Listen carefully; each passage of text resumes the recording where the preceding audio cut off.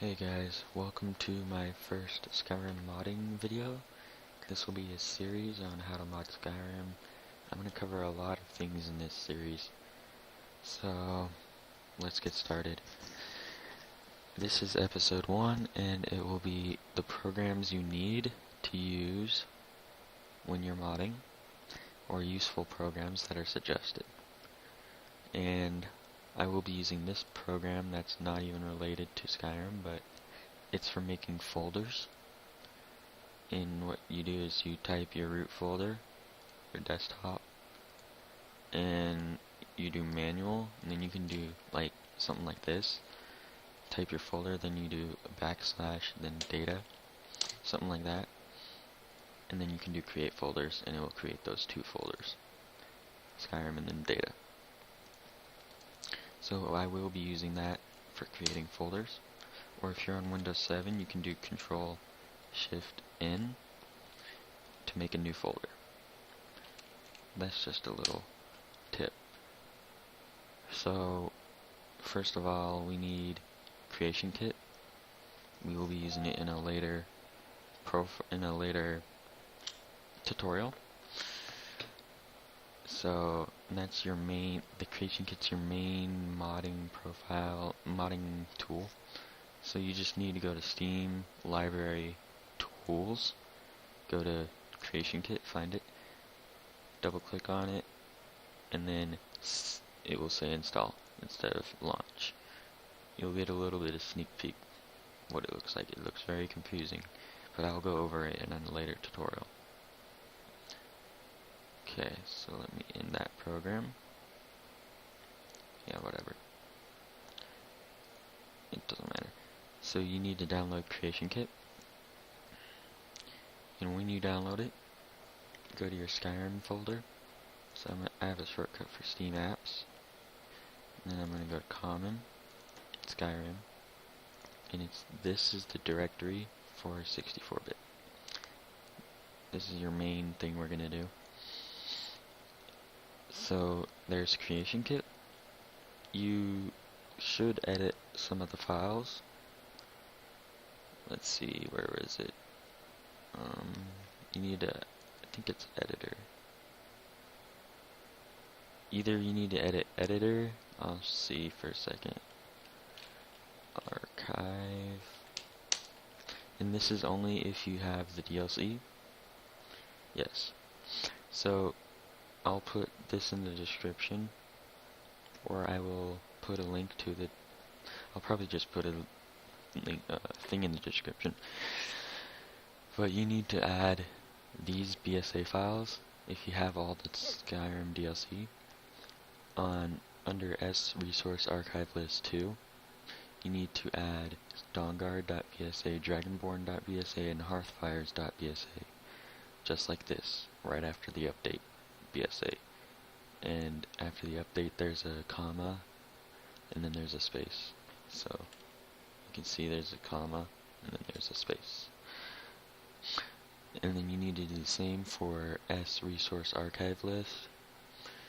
And after Skyrim Voices Extra, you need to do a comma, space, Dawnguard BSA, comma, space, Dragonborn BSA, and comma, space, Hearthfires.bsa.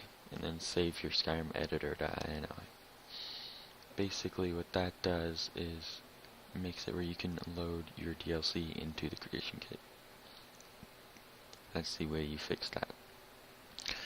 And then I would put a shortcut to your desktop to that program.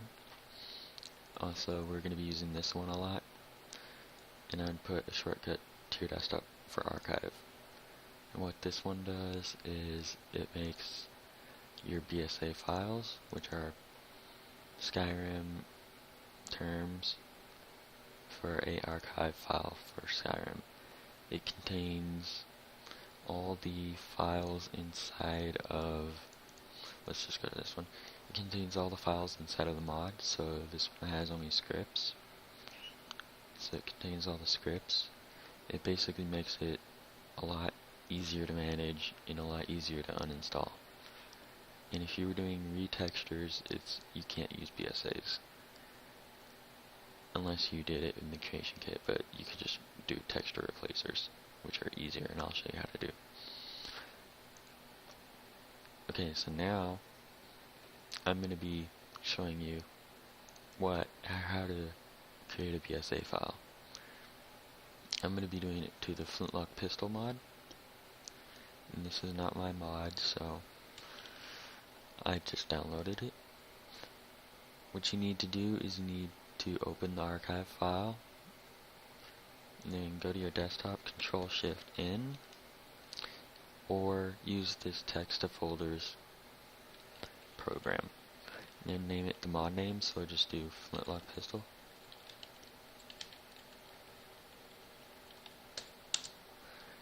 And then inside of that folder, make a new folder, Control-Shift-N, if you're on Windows 7,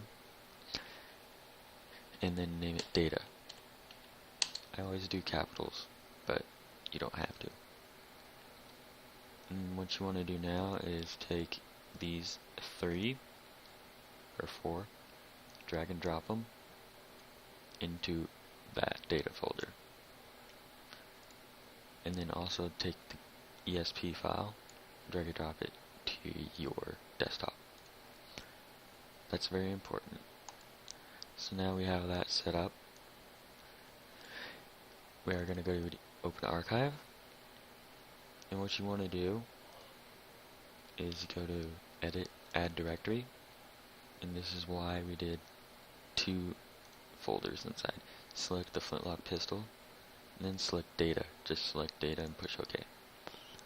It will put all the meshes, data, or meshes, scripts, sounds, gun, the textures and everything into this archive. Then what you need to do is check all items, so they're all checked and they will all be in the file into the archive file. And now what you need to do is decide what these are. These are what the BSA file contains. So let's uncompress all these, close all those. It contains meshes. You can tell by this first folder, so click meshes. It contains scripts. There is no script 1 here, so you need to click MISC if there's scripts. Sound, you need to click sounds, and you need to click textures because there's textures. And then I always compress the archive. And then all you need to do is you need to do File, Save As. And this is a very important part, because it will not work if you don't do it. The archive file name needs to be the same name as the gun, or as the mod name. Since this one's called ESP, gun.esp, you need to call it gun, and then just push save, enter, and it's going to create it. Exit out of that, delete the BSL, because I don't really know what those are for. I just delete them. The only one you need is the BSA file. And then close that. So now you can just delete your source folders for that mod, and now you can just take these 2 folders, go to your Skyrim data, and drag and drop them, but I already did. But so basically, instead of using, for normally you have to drag and drop these 4 folders into the Skyrim data folder, and it will make the folders in here. That's very hard to uninstall though, because you have to go to the source files, find them all, and you might have other retextures, and for certain mods it's a lot easier to use. So if you use the gun.bsa and the gun.esp, it's a lot easier, much easier to install, and much easier to uninstall. And as you can see, I have it somewhere in here. But that's basically what BSA files do. It's an archive file with all the source directory files, with all the directories, and instead of the mod using from the files from this data file, it will use the files and point to the BSA file. And again, it's very important to have the same exact name for the BSA file as the ESP file, or it will not work at all. So that's episode 1, the basic programs we need and how to make your mod or a mod compressed. Comment, rate, subscribe, look forward to episode 2.